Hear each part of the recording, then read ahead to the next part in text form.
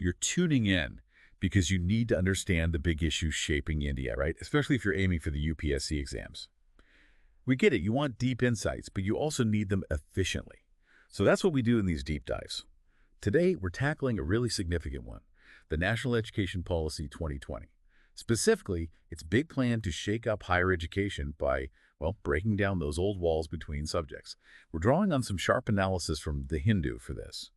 Our mission, to really unpack what the NEP means by multidisciplinarity, cross-disciplinarity, and interdisciplinarity.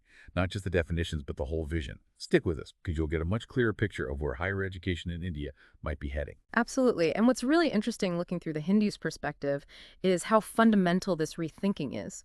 It's about how knowledge is, well, structured and even shared in our universities. We're kind of shifting from a system where departments often work in isolation towards something much more connected, integrated even. Like you said, we'll dig into what these terms multidisciplinary, cross-disciplinary, interdisciplinary actually mean in the NEP context. And maybe more importantly, how the policy plans to reshape universities to make this happen. It could really open up new ways of learning. Okay, right. So before we jump into the future the NEP envisions, let's quickly sketch the current picture. Where are we now? As The Hindu points out, and I think we all know this, most of our universities and colleges are pretty strictly organized by discipline, aren't they? Oh, definitely. Think about it, separate departments, sometimes even separate buildings for arts, science, commerce, each with its own focus, its own methods. Yeah, history over here, physics over there. Yeah. That's the system the NEP wants to evolve. Yeah, exactly. And look, that traditional model has its strengths, of course, but it also has limitations, especially when you think about the kinds of complex problems we face today. Real-world issues just don't fit neatly into those academic boxes, do they? No, they really don't. Climate change, public health, they cross all sorts of boundaries. Precisely. And the NEP sees that. It's pushing for more connection, starting with this idea of multidisciplinary education. So let's unpack that first one. When the NEP or the Hindu talk about multidisciplinary, what are we actually looking at in practice? Well, according to the analysis, multidisciplinarity basically means including several different subjects within, say, one program or maybe a research project. But the key thing here is that each subject, each discipline, largely keeps its own identity, its own methods, its own boundaries. They coexist. Okay, so maybe like experts from different fields working on the same problem, but maybe not deeply integrating their approaches. That's a good way to put it. The Hindu gives an example, maybe like economists, political scientists, and sociologists all looking at a development issue. Each brings their own lens, their own tools, but they aren't necessarily, creating a single unified framework together. Right, so it's more like offering a wider variety of perspectives within one place, rather than blending them. Exactly. It's about broadening the educational environment, exposing students and researchers to different ways of thinking. That's the value. It fosters diversity of thought. Okay, that makes sense as a first step. But the NEP seems to want to go further, doesn't it? Towards more interaction. That brings us to cross-disciplinary, I suppose. Yes, precisely. Cross-disciplinarity is the next level, you could say. It involves actual dialogue between the disciplines. Collaboration. So here you start seeing a real exchange of ideas, of perspectives. The disciplines start influencing each other, even if they don't fully merge. Could you give an example of that? How does it differ from just having them side by side? Sure. Let's take an example mentioned in the analysis. Maybe education experts working with economists. They might collaborate to understand the economic impacts of certain education policies.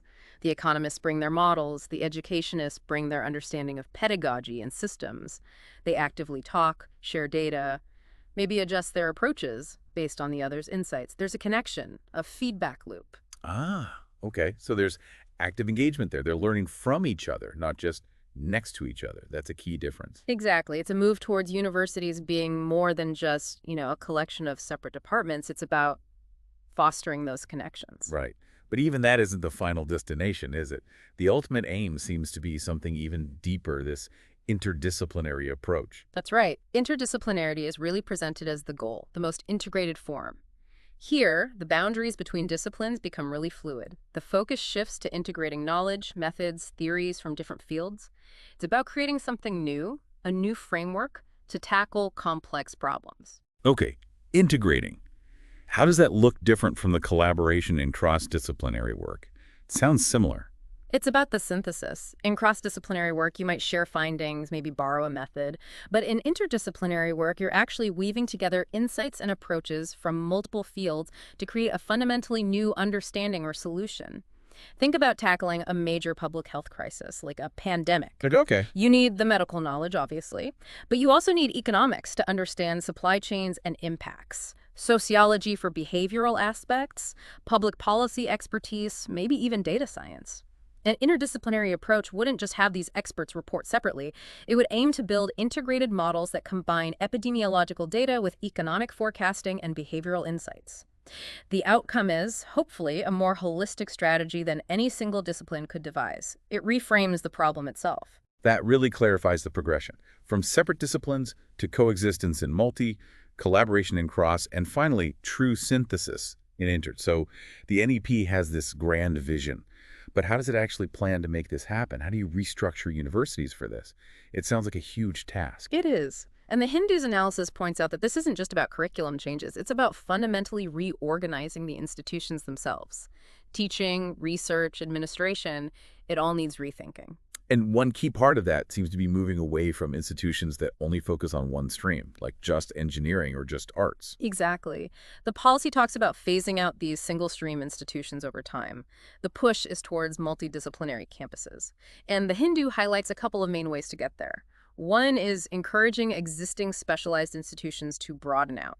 The example often cited is the IITs. Right, IITs adding humanities, social sciences, management. Yeah. We're seeing that happen. We are. So building on existing strengths but adding diversity. The other main strategy mentioned is creating these university clusters. University clusters, what does that involve? Basically, bringing together several existing, maybe geographically close, specialized institutions. Imagine an arts college, a science college, maybe a commerce college in the same area. They could form a cluster, share resources, faculty, maybe allow students to take courses across institutions. It creates a larger, more diverse academic community without each college needing to build everything from scratch. So kind of like creating a virtual multidisciplinary university by linking existing pieces. That sounds potentially quite practical. It can be. It's seen as potentially more cost-effective and quicker than building entirely new universities everywhere. But the Hindu also flags a significant challenge with this clustering idea. Oh, what was the issue? Well, it's the sheer number of highly specialized undergraduate colleges we have in India. Think about all the B8 colleges, for example, focused solely on teacher training. Many of these might just lack the internal disciplinary variety needed to form a meaningful multidisciplinary cluster. If everyone is focused on one narrow area, clustering doesn't magically create breadth. Ah, that's a really important point. So clustering might work well for some combinations of institutions, but it might not be a fit for these very niche colleges. Exactly. It's a strategy, but maybe not a universal one. And that's why the NEP also includes the long-term goal of establishing completely new multidisciplinary universities. Right, I remember reading that. What's the target again? The ambition is to have at least one high-quality multidisciplinary institution in or near every district by 2030. Wow. One in every district by 2030. Okay. That's really ambitious. It underlines how serious this shift is intended to be. It really does. It shows this isn't just tinkering around the edges. It sounds like a massive undertaking overall. As the Hindu implies, this needs way more than just policy documents, right? Oh, absolutely. The analysis stresses the need for huge changes in how universities are governed, how they're regulated, and, crucially, how they're funded. Yeah, the funding aspect must be enormous. Yeah. It suggests a need to really look hard at public spending on higher education. No question. Significant investment will be required. And alongside that, you need regulatory frameworks that actually empower institutions. They need the freedom, the autonomy to experiment with these new interdisciplinary structures, with new ways of teaching and research. Too much rigidity could stifle the whole thing. And then there's just the scale of India, implementing this consistently across thousands of institutions in such a diverse country. That's complex. Hugely complex. Creating that kind of interconnected academic ecosystem nationwide is, well, a formidable challenge. It's not just about structures and money. The Hindu also points to the need for a cultural shift, supporting faculty, supporting students, encouraging them to actually engage in this kind of boundary-crossing work. That takes more than just permission. It needs active support, financial, administrative, the works. Okay, let's bring this back to our listeners, especially those preparing for the UPSC exams. Why is understanding all these nuances, multi, cross, interdisciplinary, so vital for them? What are the key takeaways? This is incredibly relevant for aspirants. The NEP's vision directly impacts topics covered in the general studies papers, education obviously, but also social justice, governance, even economic planning. Being able to discuss these reforms with clarity, using the right terminology, understanding the difference between, say, multidisciplinarity and interdisciplinarity, that demonstrates a much deeper grasp of the policy. Yeah, it moves beyond just saying NEP promotes holistic education. It lets you analyze how.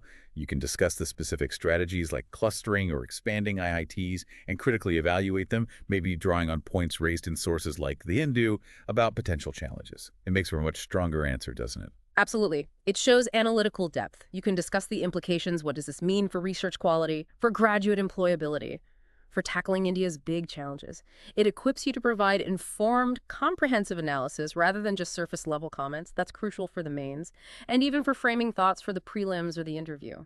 Okay, so wrapping up this deep dive then, the big picture from the NEP 2020, as analyzed by the Hindu, is this major shift in higher education, moving away from isolated disciplines toward first a sort of coexistence that's multidisciplinarity, then fostering active collaboration, which is cross-disciplinarity, and aiming ultimately for deep integration and synthesis of knowledge that's interdisciplinarity. Exactly. Understanding that progression and the different ways the NEP proposes to achieve it, like reorganizing institutions, clustering, building new ones, is really key to understanding where Indian higher education is trying to go. And as we've stressed, getting these distinctions right is vital for a nuanced understanding, particularly if you're tracking policy for the UPSC exams. Definitely. It provides the framework for critical thinking about these reforms. Right. So here's a final thought to leave you with, something to mull over. Considering India's incredible diversity, regional, institutional, socioeconomic components, what do you think is the single biggest hurdle, the main challenge,